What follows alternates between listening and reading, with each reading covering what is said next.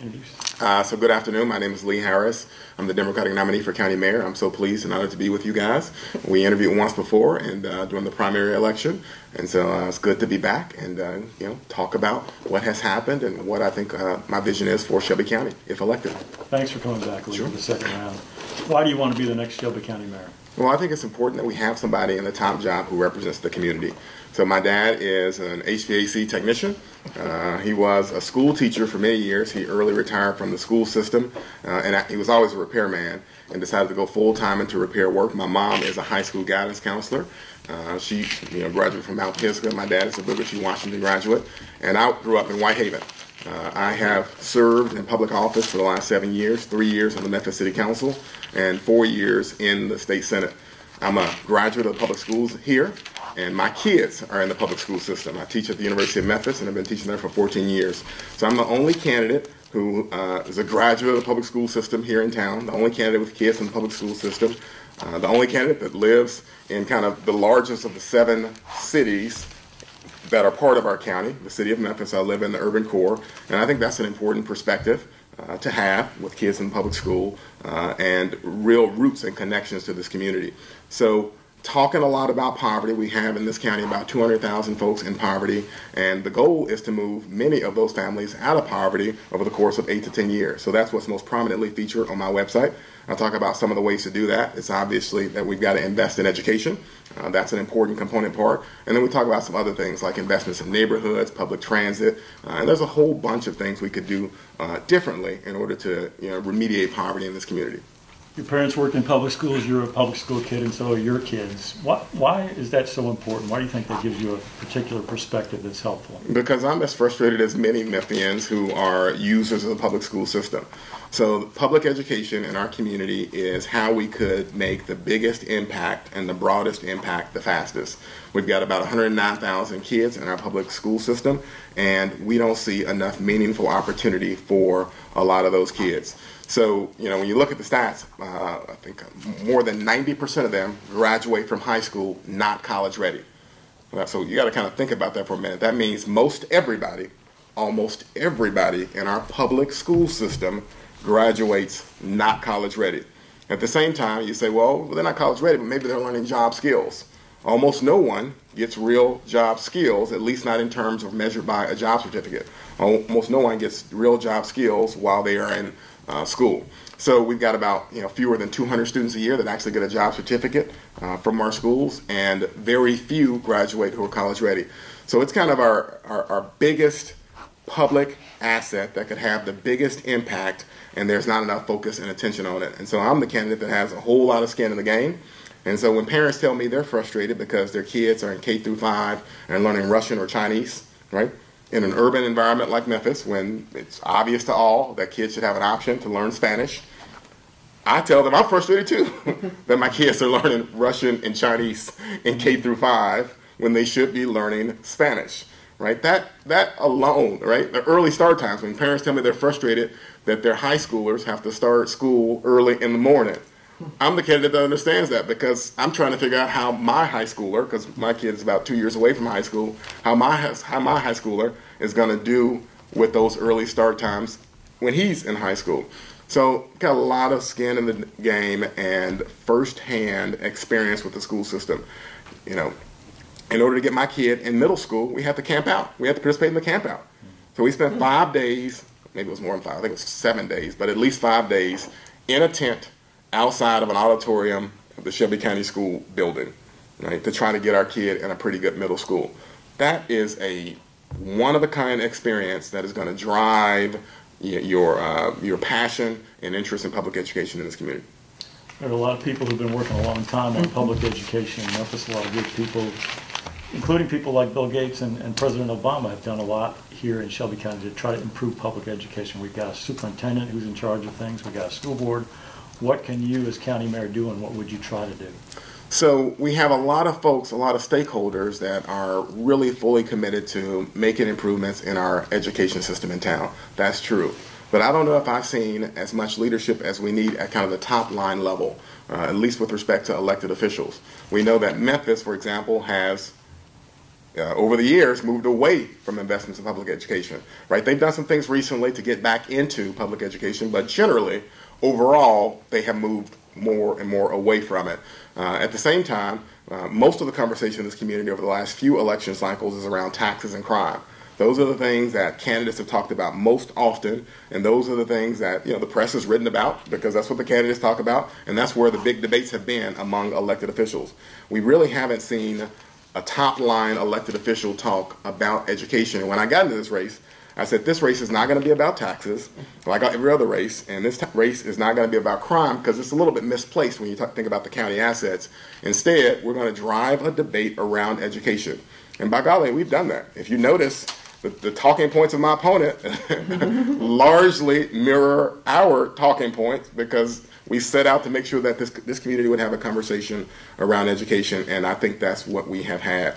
So why hasn't any elected official talked about it beforehand? Because it's a huge challenge. As you mentioned, you've got to get a lot of different kinds of people into the same boat and pulling their oars in the same direction. So you've got to have the school board on board, you got to have the superintendent on board, you got to have the county commission, and you got to have the county mayor. That means it is very tough work. So you won't be able to make real fundamental change overnight, because you've got to work with all those players. But yeah, there's something county government can do. County government is the last say in funding for our school system, and has other political levers that it'll be able to use as leverage to move the ball. For example, if I were elected tomorrow, I could just say tomorrow, I could say, well, we're going to raise teacher salaries, but only if we put Spanish in schools, right? But only if we double the number of people that graduate with a real job certificate in a year. Right now it's 200, double that this year. If we double that this year, then we could do some other things. So those kinds of levers have a good chance of working. And by the way, the top elected official in the county has the kind of the platform and the megaphone to drive an agenda. So if I get that job, we will be having debates as a community around taking a new direction, because I will be driving that debate, because you've got one of the biggest megaphones in town. And so I'm not saying I'm going to win all these battles, but I will be talking about it. And so far, nobody talks about it. We just keep going, right? You close down a building in the middle of an urban core neighborhood, nobody says a word. Start schools early in the morning, even though it hurts high school students and their ability to learn and so forth, nobody says a word. Teach Russian and Chinese to elementary schools instead of Spanish, nobody says a word. That wouldn't be the case if I get elected. I'll make the case, and the public will have to decide where it stands. I'll make the case of just kind of common sense changes, the idea that if any of our students take Spanish, for example, and I keep dwelling on Spanish, I keep coming back to it, but it's so easy. If any of our students take Spanish for 12 years, they're going to get a job, period. They don't have to do well in math or science, and I hope they do, but if they are able to speak Spanish sufficiently, then you can work at a hotel, you can work in tourism, you can move to another place to get a job. There's all sorts of opportunities just with that small change in and of itself. And all the parents I talked to about that issue, none of them believe their kids are learning Russian when they're 8 years old or 9 years old, or Chinese. So those are the kind of issues I would talk about, and I think I would find ready support in the public, and I think you can drive the debate. And with the sleep out, the sleep out, the second I did the sleep out thing, like I said, it was for 5 to 7 days. We slept out in the tent to try to get our kid in a good middle school. The second I experienced that, which has been going on for 40 years, without anybody saying anything. The second I experienced that, I immediately filed a bill in Nashville to make that illegal. And I generated all kinds of news around the fact that parents were sleeping out. Talked to my colleagues in the Senate, made sure that this message was communicated back to the school board, and that generated a debate in the school board about sleep out that they had not had for 40 years. And are any parents sleeping out today? No. My year was the last year, or maybe they did one more year after that, but that was the end of sleep out. And that's just, kind of understanding the dynamics and how to, drive an issue and generate a conversation around an issue. So I think the county mayor is going to be able to do that if I'm elected. I think the leverage you have in terms of budgeting is also very good. Access to different sets of informed organizations is also an asset. So there are all kinds of levers at your disposal. So I think I'd be able to drive something. Am I going to get it all done? I don't know, but I think we have a real robust debate because I am not satisfied where we are. So, my campaign is not built around, I'm not building on any legacy. We have some issues, we have some challenges, and they need to be addressed. Let's turn our attention a bit to your megaphone and how you would use it as mayor for economic development, particularly in North and South Memphis, the areas that you've talked about previously in a meeting with us that need a resuscitation in terms of growth and development. Got food deserts, retail deserts, etc. Well, so one of the things that you just hit on is that economic development seems to swallow up a whole bunch of different things, and none of it is being done well right now. So what it really means when you kind of drill down to it and you say, what are they doing with economic development? They just find companies and give them tax breaks, right? That's about all. That's about all. But there are other needs, like the needs you talk about, like how do we make sure we create incentives such that people move into neighborhoods, right? Grocery stores, retail, etc. That's a different ball of wax in a lot of ways altogether than the usual economic development, which is tax breaks for people that bring manufacturing jobs. I say, let the tax break for manufacturing jobs, more or less, and I've got some qualms with it and I've got some things I would reform, but more or less continue. But what we need is a neighborhood authority that focuses on creating incentives around development in neighborhoods. So how do you get a grocery store into South Memphis or in Orange Mound or in North Memphis or in Frazier? We need some experts who are laser focused on that, and they should have incentives and tools at their disposal to try to recruit those kinds of businesses into those kinds of neighborhoods. That's not happening right now. Slowly but surely, over the course of me being elected office, I've been in it for 7 years, EDGE has kind of started to expand in that fashion, right? EDGE now can give grants to retail establishments and so forth. EDGE is playing a role of building a grocery store in Binghamton right now. So EDGE is kind of playing a little bit of that role, but I don't want them to. I want them to stay limited to what they were doing before, which is tax breaks for those manufacturing jobs, and I would like to set up another authority that talks about neighborhood development. There has been a real movement around this issue for a lot of years, and it has never really taken hold.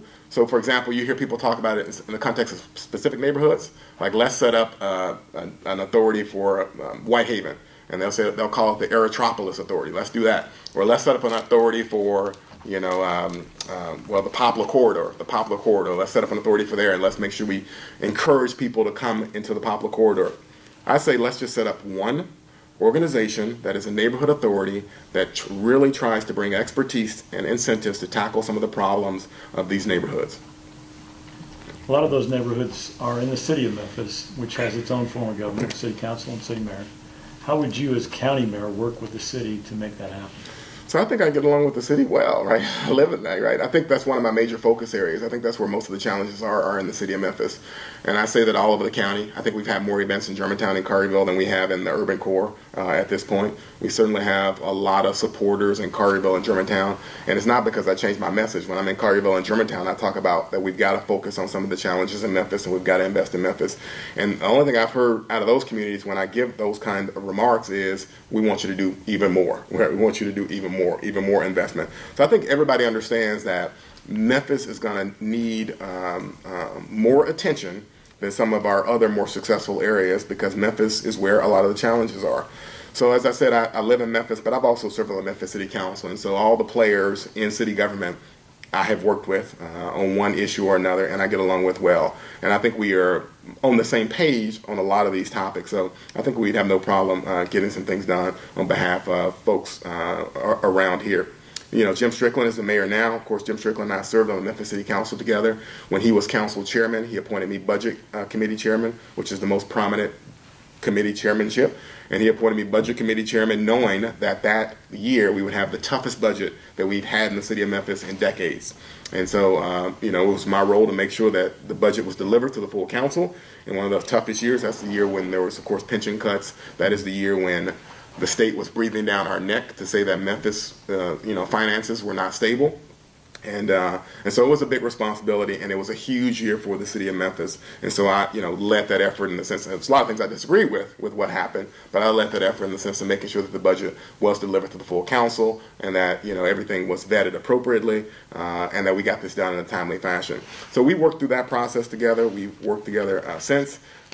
Politically, I think we're relatively aligned, and I think we get along very well. Yeah, there's an issue with people leaving Shelby County, Memphis. I wrote a column about it, got a lot of response, and a lot of people have different ideas for why they were leaving. Some people said it's the school system, they can't get decent schools. Some people said it was crime. Some people simply said that a lot of folk just not exploring the best parts of Memphis. What do you think about that? What do you think? Why do you think there's so much out-migration? So that's a big difference between me and most people, I think, in elected office at this point, because they've been driving a conversation that says that most people leave Memphis because of taxes. I think that's unlikely. Yeah. Right? Somebody said the high property taxes. That's unlikely. Yeah. People don't make. Okay. They don't often make those kinds of decisions for that reason. In other words, we choose a neighborhood that's nice. Right? That's how people make a decision about where to live. They try to find a nice neighborhood, however you define a nice neighborhood. And so that's kind of the major driving force. So what do we have to do to get people to move back into our neighborhoods? We have to make our neighborhoods nice. And so that's investments in neighborhoods, that's investments in education, that's investments to reduce crime, right? That's how you make the neighborhoods nice, and that is how you get people to move back to these neighborhoods. I mean, Carterville, so the conversation we've had about taxes is probably a little overstated. It's a little overstated. The reason why people are leaving is because there's not enough quality of life, enough investment in our community right now, and so our communities are shrinking. At least some of our urban core communities are shrinking. I don't think anybody realistically thought Amazon was going to move here, and Amazon wasn't going to move here not because we couldn't make a tax incentive package that was big enough to attract them. They weren't going to move here because we have not made the kind of investments in quality of life that other cities have made. Our public transit, sucks. Our neighborhoods are blighted and underinvested in. We don't have enough high quality schools. And so when you put that combination of challenges together, you are not going to recruit a company like Amazon. So those are the kind of things we need to focus on. They're good for citizens, to recruit citizens here, but they're also good to recruit companies. I mean, that's what we need to focus on. So investments in neighborhoods, education, reducing crime. The other piece is workforce development, right? If you just want to take it to the next step of how you recruit companies, make sure your workforce is one that is in high demand. And right now, we're not doing a good enough job. I've already mentioned the fact that our kids are not graduating college ready. They don't graduate with skills. We spent a lot of time spinning our wheels about how to fund pre-K. Right? There's a lot of things that we have not done to put ourselves in a position to have a high-quality workforce that would be in demand by companies and that would draw them here. And speaking of that, let's segue a little bit. You mentioned public transportation in MATA. MATA just recently got a grant from the state, but the big problem that remains with MATA is that it has no dedicated funding source, which is why it has to keep cutting routes, which is why a lot of people who need ways to get to jobs that don't have transportation. A lot of the poorer Memphians live in the middle of the city. They have to go 10 miles out. All those things, if you wrap all those things together, that perpetuates a problem of poverty and inequality. You have any ideas for trying to get a dedicated funding source for MATA? How would you go about tackling that? I don't know if that's accounting there. How would you use your influence? So I've been in office for a while, and I can tell you that most folks have been in office for a while should be a little suspicious of dedicated funding. Because what dedicated funding does is take decision-making out of the hands of elected officials, and most of us want elected officials to have a say in how funds are spent from year to year. Okay. Now, that being said, that's my general answer to dedicated funding. How would you fix it then without dedicated funding? But with respect to some essential services, dedicated funding is okay. So education would be one, and public transportation would actually be one as well. Okay. But that's probably the ball game for me, right? There's not many others where I could justify dedicated funding, again, because you only want to associate it with a real hardcore essential service. And right now we've got dedicated funding for things like Convention and Visitors Bureau, right? Which is, it just doesn't, I don't know about that. I don't know about that. So the reason why you might have dedicated funding for MATA is because it's the most broadly impactful organization we have in town outside of schools. So our school system is 109,000 students every day, and MATA is 25,000 riders every day. So there's no organization outside of our school that touches more individuals in a day than MATA. And so you look at kind of where we sit as a community. We gave $100 million to Graceland, which has historically 500,000 visitors a year, right? $100 million for an organization that has 500,000 visitors a year. And you look at our another great asset is Bill Street. Bill Street has 5 million visitors a year. MATA has 7.2 million riders a year. So it's more impactful than Bill Street. It is much more impactful than Graceland or any of the other things that get a lot of attention and a lot of focus. So sure, we could change lives overnight. We could move people out of poverty overnight. I'm talking thousands. Move them out of poverty overnight just by investing in public transit. Because if you can help them get to an interview or get to a job or get to their family member or get access to health care or get access to food, right, or get to their kids or get their kids to school, you have changed their lives completely overnight. And so, yeah, we should do it. We should do it because it's the most broadly impactful organization we have outside of the school. So yeah, if I'm elected, then I would try as best I can to make investments in MATA. The county has not done that historically, but I think we should because I think that's the best way to kind of turn some things around. If you cut somebody's commute from an hour and a half to an hour, you have changed their life, right, forever, like almost nothing else can do. So I would, I'm not going to make any broad promises about how much a county might spend on MATA because the reality is adding additional routes is quite expensive. But there are lots of things that can be done with respect to MATA. I've talked about a little bit on the campaign trail about some of the low-hanging fruit. Some of the low-hanging fruit is just changing the fare boxes, so that people can register their monthly fare card. If they can register their monthly fare card like in other cities, D.C., Chicago, New York, everywhere, if they could register their monthly fare card, then it wouldn't be that big of a deal when they lose that monthly fare card. They could just get another one. Problem is now, when they lose that monthly fare card, because it's unregistered, they lose $50. And so they don't buy them. They don't buy them even though it's a pretty good value. So we need to just change the fare boxes to make sure people can register their fare cards. The same thing is true about buying a monthly fare card. You can only buy a monthly fare card in 3 locations. In every other city, you can buy monthly fare cards all over the place. So why can't we set up fare kiosks at CVS or at Walgreens such that people don't have to travel across town to get a monthly fare card in the first place? Right, just there, you change their lives again. Right, these are kind of low-hanging fruit areas where it doesn't even require that much spending to affect, a real improvement in the lives of thousands and thousands of people. So those are the topics I'd be talking about. There's a difference. I don't think my opponent, at least in the forums that I've been in with him, he is opposed to the county getting involved in MATA. I think the county should get involved in MATA because, again, that's just a way to advance our community. Let's talk a little bit about public safety. A couple of the major issues facing the next mayor and facing the current mayor now. One is the jail situation. It's about 3,000 inmates, and it's really overcrowded. Lots of problems. Number 2 is the juvenile court system and its monitoring by the federal government. The county has recently asked, in fact last week I think they asked the federal government to stop monitoring the juvenile court system. How do you feel about that, and what should we do about the jail? So that incarceration is one of the biggest component parts of county government, and to start off, I'm for continuing the monitoring. Right? We have to continue the monitoring. I've been down to juvenile court before, and then been down recently, and certainly talked to Dan Michaels about it, and visited and so forth. And it's a sobering place to be, right? Because you know that, or you see that 100% of the people that they have down there are African American, and so we need the monitoring. I've read a lot of the monitoring reports and so forth, and outreached to the person who's doing the monitoring. And so some of what I've read, some of what I've seen is really discouraging. And so I want to continue that monitoring until we have a chance to see if we can address some of what's happening.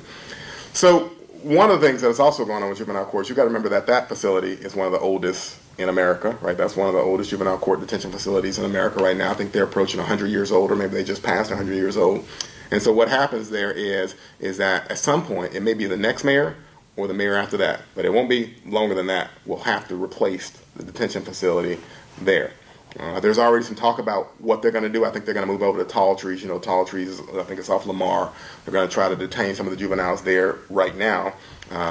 But at some point, that facility will have to be replaced. So my perspective is that if we have to replace the detention facility on my watch, if I'm elected, that you need to replace the detention facility with fewer jail cells for juveniles. If you replace the detention facility with fewer jail cells for juveniles, then you will require folks to take a real serious look at how to rehabilitate juveniles and have alternatives for incarceration for juveniles in the first place. And so that's not something that it will be easy to do. Because again, I visited state prisons and, talked to the commissioner of corrections at the state level, about some of this, and all of the interest groups are for more cells.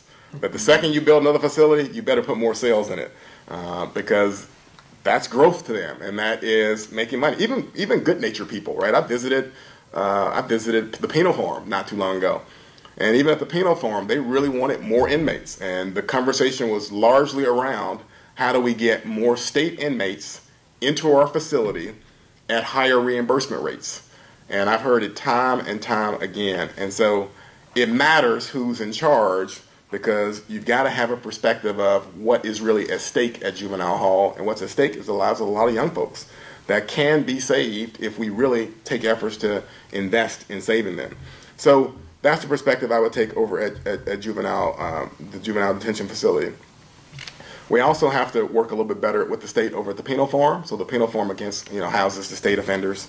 And so a lot of the state offenders and their housing is paid for at the state level. So fortunately, I'm the candidate that has both experience at the local and state level.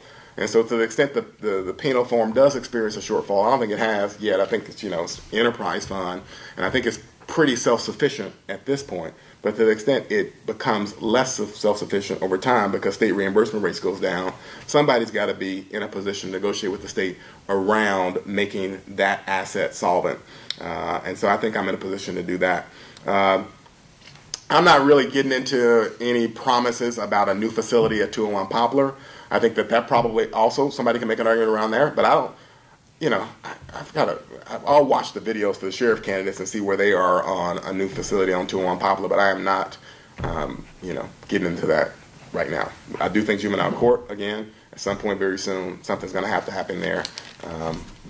So do you think the jail overcrowding is the responsibility of the sheriff right now? Well, the sheriff is in charge of the jail, and so what I would like to hear is a recommendation from the sheriff first. Whoever the new sheriff turns out to be. Whoever the new sheriff. And find out what he thinks. I would love to find out what he thinks first.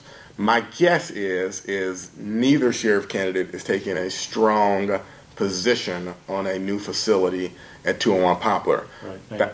That's my guess, but I want to see what they say when the new sheriff comes in. But I'm not taking a position that we need to build a new jail. But again, the point is to get a sense of perspective, and my perspective is that we need to try to figure out a way to take a different approach to public safety that acknowledges how complex public safety is in the first place.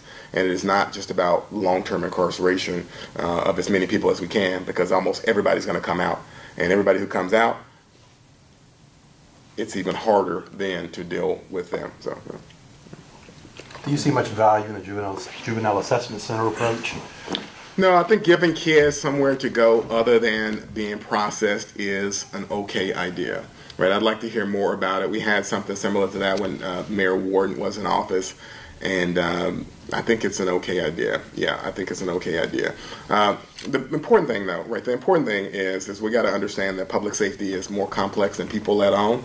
Most people, when they talk about public safety, they really try to drive a bumper sticker message of it's all about arrest and prosecution, and that's easy enough to talk about. But public safety is really a three-leg stool, and there are other parts to it. So prosecution and arrest is only one part, but the other part is reentry.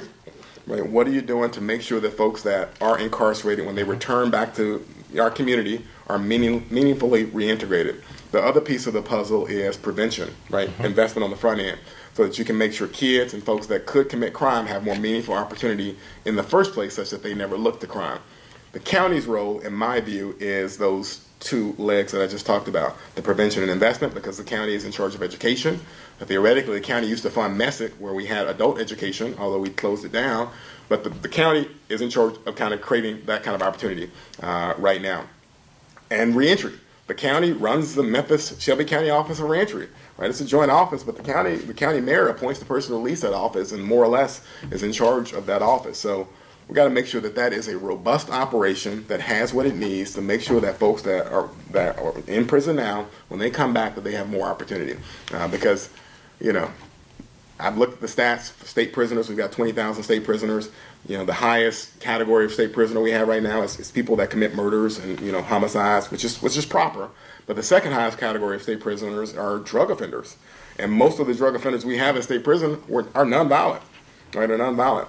The problem is that those folks, everybody's getting out. They're all getting out, right? They're all getting out.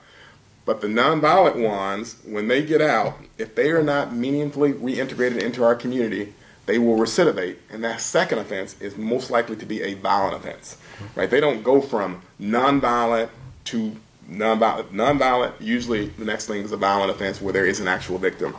So we got to do a better job there. That brings up just one other point here. You know, at the penal farm right now, we are doing some adult education at the penal farm, right? So, you know, Brad Martin and some others donated to make sure that there's some VOTEC training going on at the penal farm, and that's good. But you got to have a county mayor that when Brad Martin's philanthropy runs out, that we make sure that that kind of adult education continues to go on at the penal farm. And I know it would go on if I'm county mayor, right? Because we got to make sure that folks are learning how to be a carpenter and electrical work and plumbing work while they're in prison, while we can control some of that. But you got to have that mindset that you're going to invest in that, and you know, it's not always the case, right? It's not always the case. Right now, we're relying on philanthropy, but I think the county has to find a way to make sure that that continues when the philanthropy runs out. You mentioned blight as one of the challenges facing Memphis and Shelby County. What would you do as county mayor in terms of blight abatement, code enforcement? Right. So code enforcement is a big deal. A lot of the code enforcement is done, at the municipal level.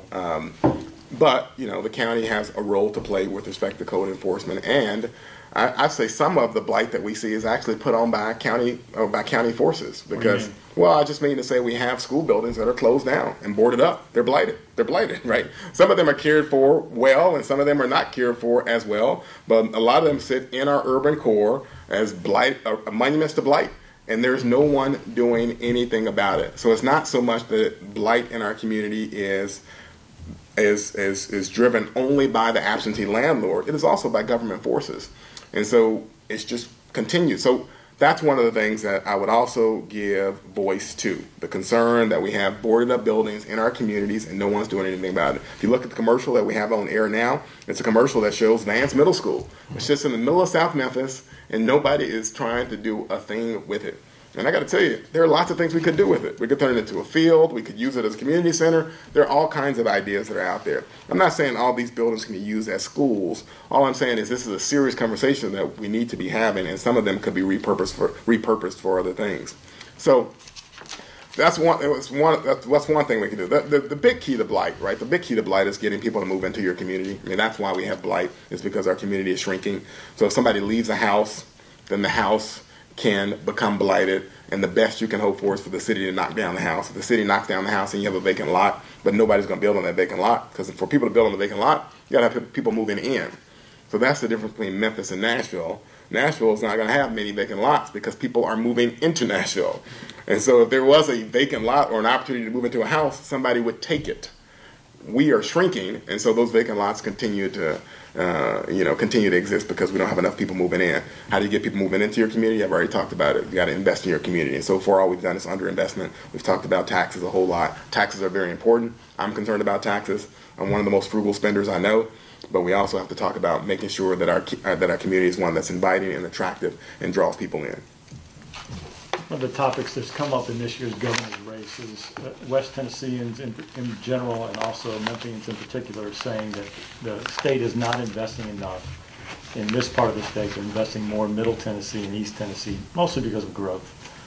Do you see that as a problem, and how would you approach that? I definitely see it as a problem. There's no doubt about it. I have a lot of experience at the state level. I have great relationships in the state senate. I think every state senator there would say I, work really hard, can work with anyone, and I think I'm pretty well respected there. At the state level, however, our local officials don't do enough to drive our agenda in Nashville. So I've served on the city council, and I've seen our process of trying to create an agenda and put it forth in Nashville. And now at the state level, I see it, sitting in a different place. And we do give an agenda to Nashville, but we don't put any muscle behind that agenda. We have lobbyists, but we don't try to really get a whole lot done in a legislative session. And there's room to get a whole lot done. So what do I mean by that? By we don't really push our legislative agenda? Sometimes, and you get a legislative agenda from both the county side and from the city side every year. They'll give you a list of bills that they would like to see passed at the state level. Sometimes that list of bills doesn't even come until after the filing deadline has passed to file a bill. So that's what I'm talking about, is it is not a serious process, or not serious enough to actually get something out of Nashville. Since I know the process, we could get a lot more done, I think. I think you could find common cause with a lot of folks in Nashville on almost any issue. I mean, they're hot button issues, it's abortion, it's guns, and lately the biggest issue has become immigration in Nashville, right? That's the biggest issue now. But outside of those issues, there is plenty of room to get stuff for Memphis, for Shelby County, out of Nashville, right? We want to fund pre-K. I think there's room to get more funding out of Nashville. We want incentives because we sit on the border of Arkansas and Mississippi. I think it's plenty of room to get incentives to draw employer out of Nashville. I think they're concerned about a lot of things that we're concerned with, but we just got to learn how to navigate Nashville, and we have not learned how to do that.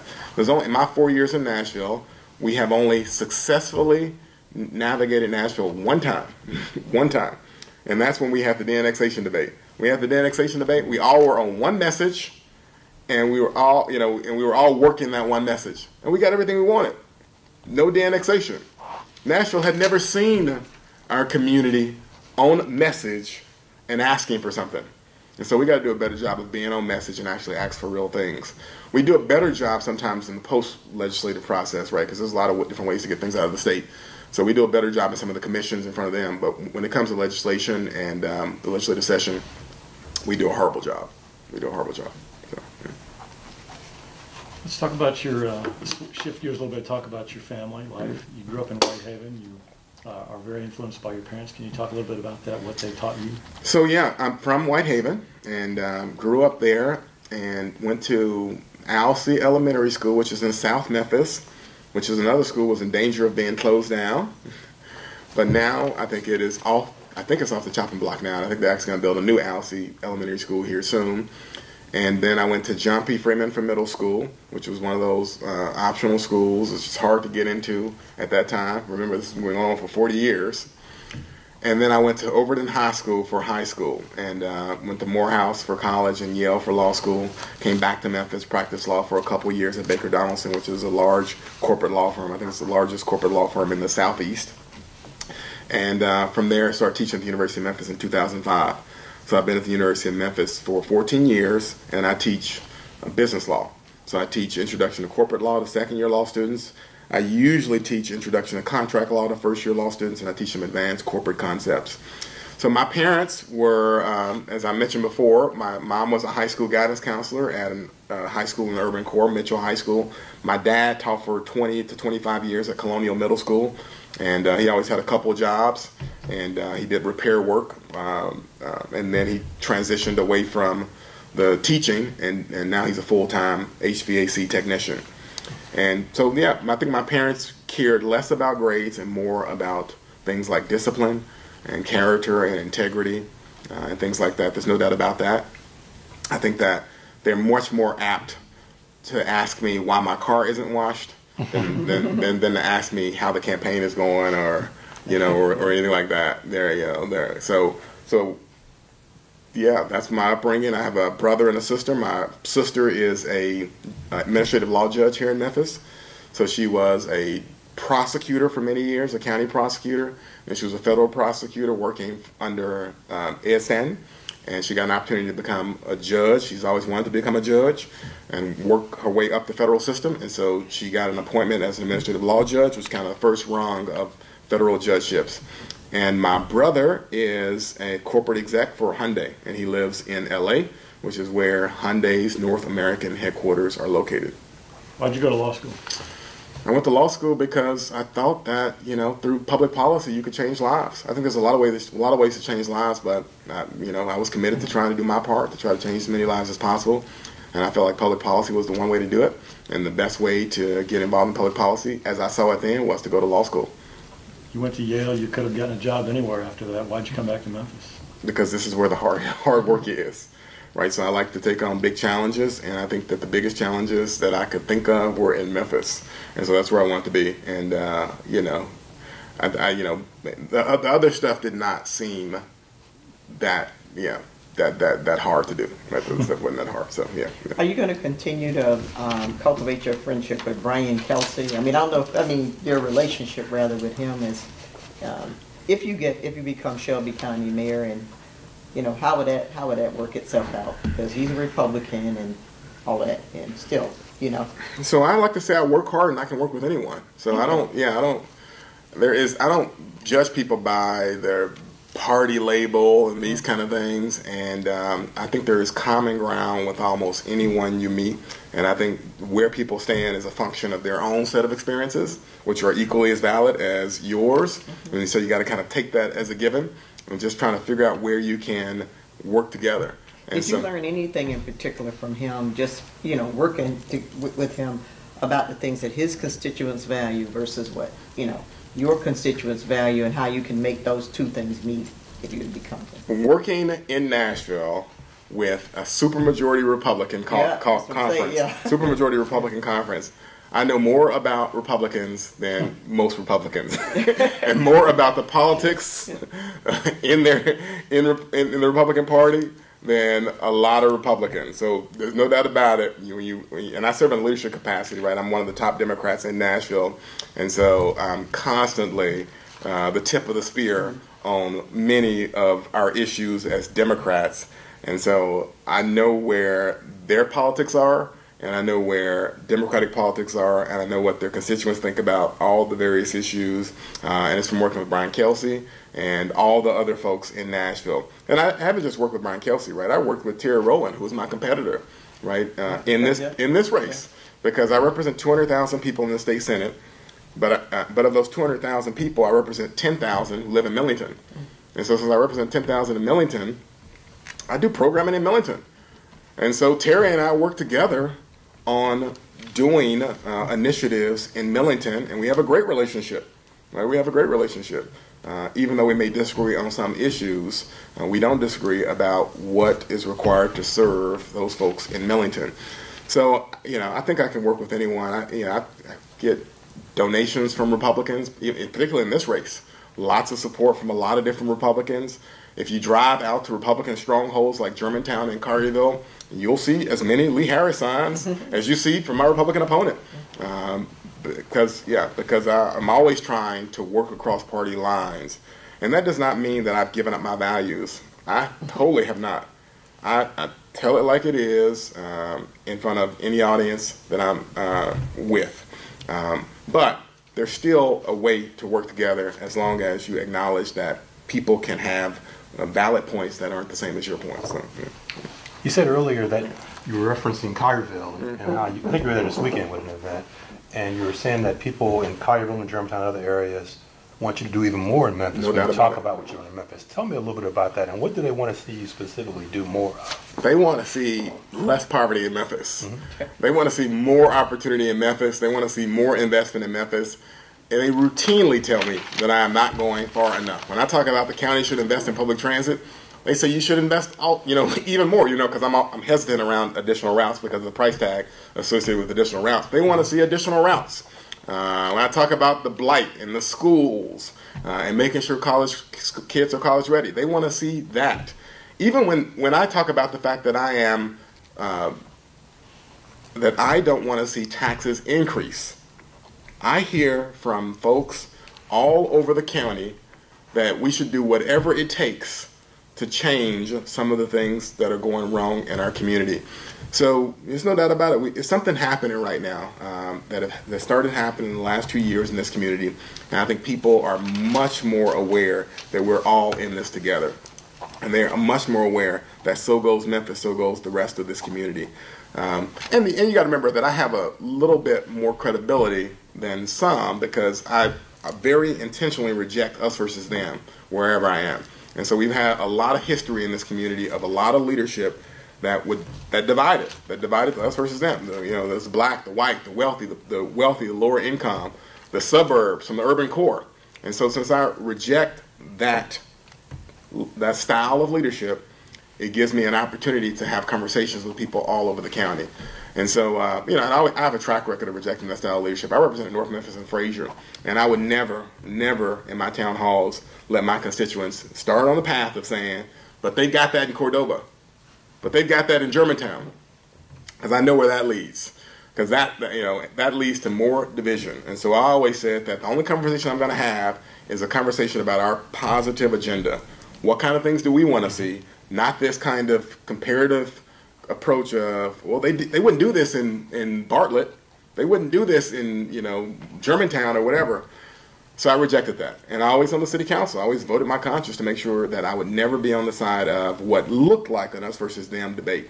So on the city council, I was the only city council member, for example, to oppose litigation against the suburban municipal districts for forming their schools.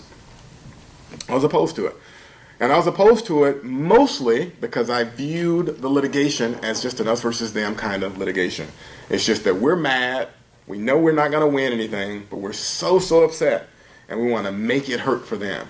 And so we're going to sue them and make this as painful as possible. And that's all it was, right? They still formed their suburban districts. Everybody knew they would, but we still litigated it just to kind of make it painful. And I didn't like that. I don't want to be a part of that, and I opposed it. And all those kinds of arguments that feel like an us versus them, I adamantly oppose.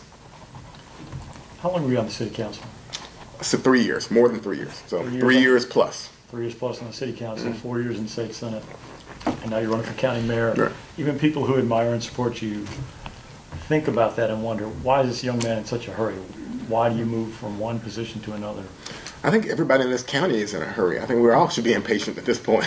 For 50 years, we've faced the same sort of challenges without significant enough improvement. And so I think all of us are impatient around the challenges. We used to be competing with Nashville, and now we're not in the same orbit as Nashville. And so now we're falling behind Birmingham. And so I think we all should be impatient. So the question is not why I'm impatient. The question is, why aren't you more impatient? The question is not why I'm so aggressive. The question is, why are you so passive? Right? Why are we tolerating a pace of change that is way too slow and not impactful enough for enough people? And just to make sure we all understand my history, I ran for city council and wanted to serve on the city council and would have been glad to stay on the city council for a few more years. But we had, at that time, a state senator that, in my view, was not performing well. There was a failure for it at the time, and I was not satisfied with the level of service. And I had no desire or dream to be in the state senate, but I want to be represented well. And nobody was running against her, and so I decided to run against her because I was not satisfied with where we were, and I could afford to do it. Right? I had, I had a job that would allow me to run against her, and so forth, and a base of support that made me a viable candidate to run against her and do something about what I saw as a problem. So I guess if the question is, why don't you do why don't I just sit back and do nothing? Because that's not how I'm programmed.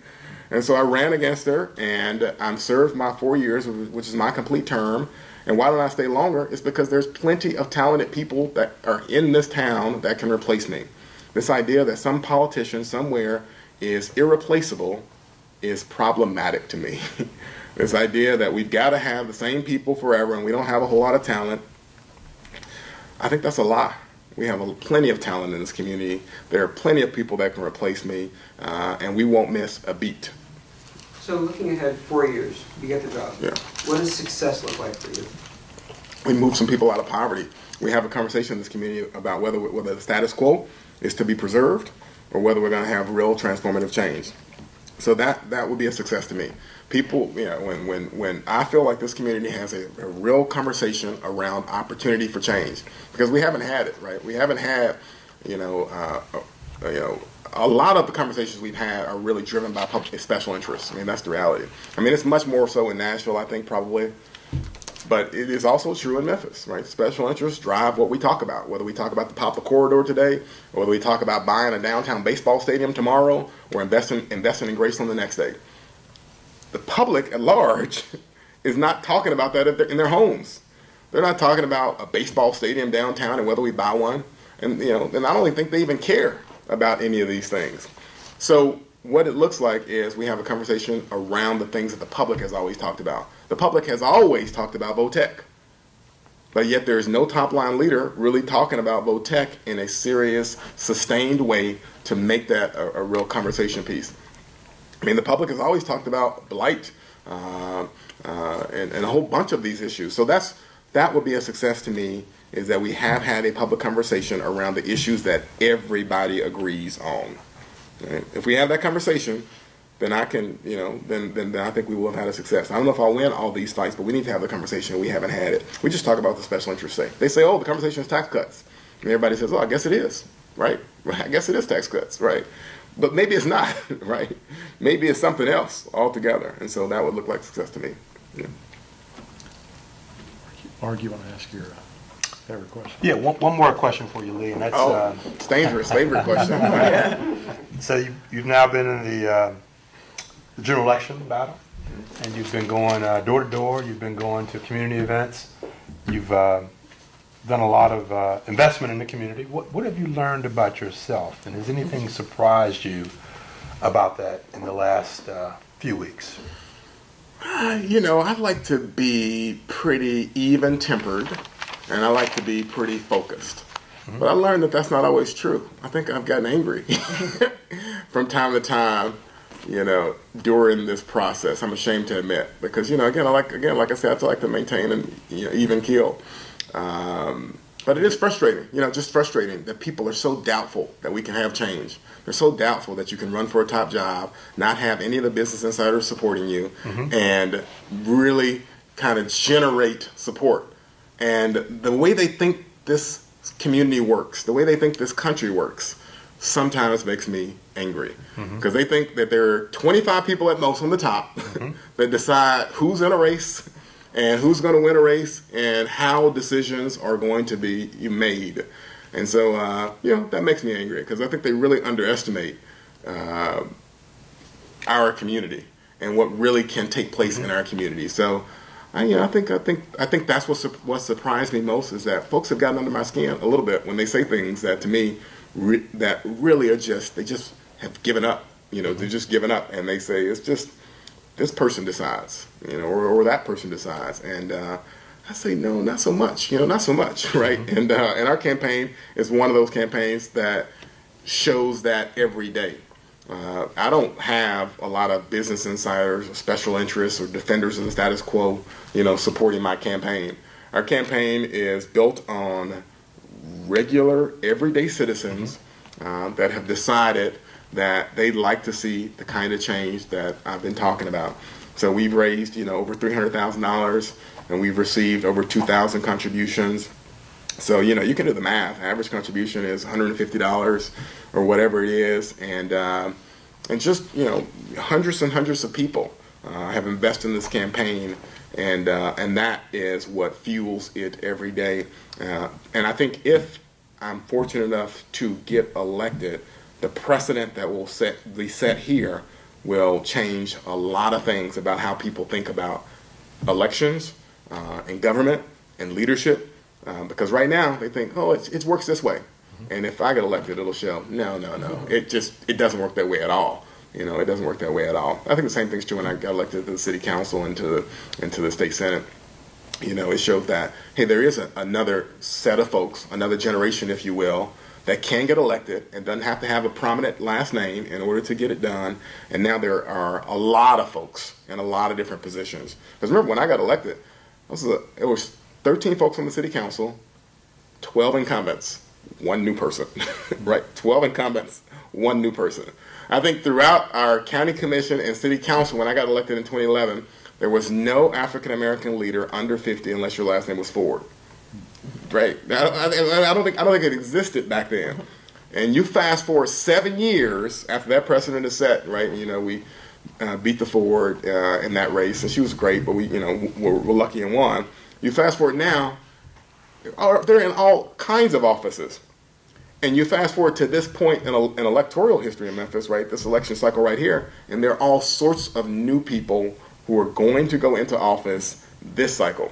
So it's going to be even bigger in terms of diversity of perspective, outlook, in a leadership position in this community, and that's good because what it means is Memphis is finally catching up, at least in that sector, right? Politics, government, and leadership is finally catching up with every major community around the country, where you have a variety of people, a lot of different kinds of diversity in leadership roles. We hadn't had that. I mean, we hadn't had that, but that's really happening right now. Thank you, Lenny. Thanks a lot. Thank you.